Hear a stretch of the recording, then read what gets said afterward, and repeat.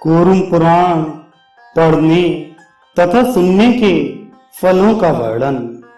सूत जी कहते हैं, इतना कहकर कूर्म रूप का परित्याग कर देवी लक्ष्मी के साथ पुरुषोत्तम विष्णु अपने धाम को चले गए।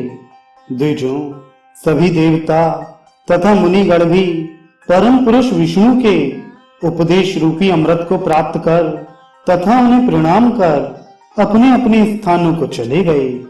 यह श्रेष्ठ कूर्म पुराण कूर्म रूपधारी विश्व योनि साक्षात देवों के आदि देव विष्णु द्वारा कहा गया है।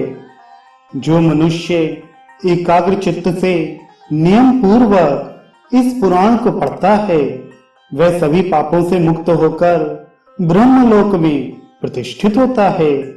जो पुरुष शास्त्रानुसार व्रतनिष्ठ होते हुए इस पुराण को लिखकर वैशाख मास में वेदज्ञ ब्राह्मण को दान करता है, उसका पुण्य सुनो। वह सभी पापों से रहित और सभी ऐश्वर्यों से संपन्न होते हुए मृत्यु के बाद स्वर्ग में प्रचुर मात्रा में दिव्य तथा सुंदर भोगों का उपभोग करता है। तत्पश्चात स्वर्ग से इस लोक में आकर ब्राह्मणों के वंश में उत्पन्न होता है और पूर्व संस्कारों की महिमा के कारण ब्रह्म विद्या को प्राप्त कर लेता है। इस कूर्म पुराण के एक ही अध्याय के पाठ करने से सभी पापों से मुक्ति प्राप्त हो जाती है और जो इसके अर्थ पर ठीक ठीक विचार करता है, वह परम पद प्राप्त करता है। श्रेष्ठ द्विजों, ब्राह्मणों को प्रत्येक पर्व पर महापातकों का नाश करने वाले इस पुराण का नित्य अध्ययन एवं श्रवण करना चाहिए।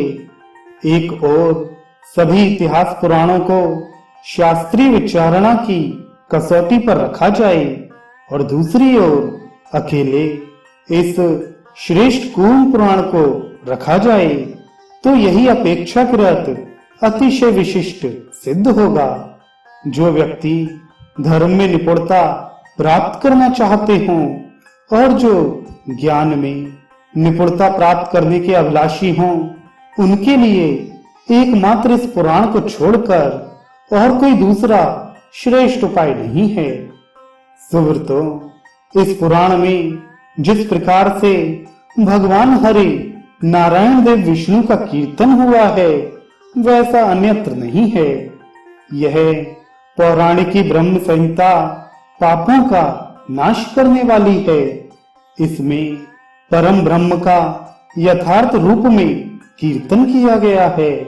यह तीर्थों में परम तीर्थ, तपों में परम तप, ज्ञानों में परम ज्ञान और व्रतों में परम व्रत है। इस शास्त्र का अध्ययन अधार्मिक व्यक्ति के समीप नहीं करना चाहिए। जो अध्ययन करता है वह अज्ञानी है, वह बहुत से नरकों को प्राप्त करता है।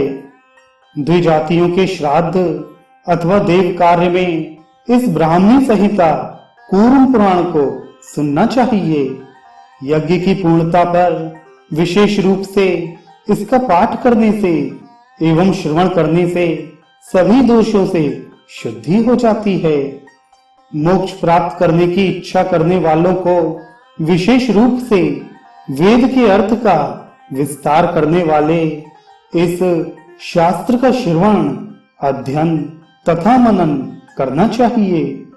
इसका ठीक ठीक ज्ञान प्राप्त कर भक्ति युक्त श्रेष्ठ ब्राह्मणों को इसे सबको सुनाना चाहिए।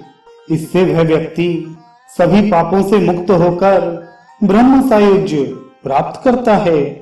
जो व्यक्ति श्रद्धा रहित तथा अधार्मिक पुरुष को इसका उपदेश देता है, वह परलोक में जाकर नरकों का भोग भोग कर पुनः मृत्यु लोक में कुत्ते की योनि में जन्म लेता है।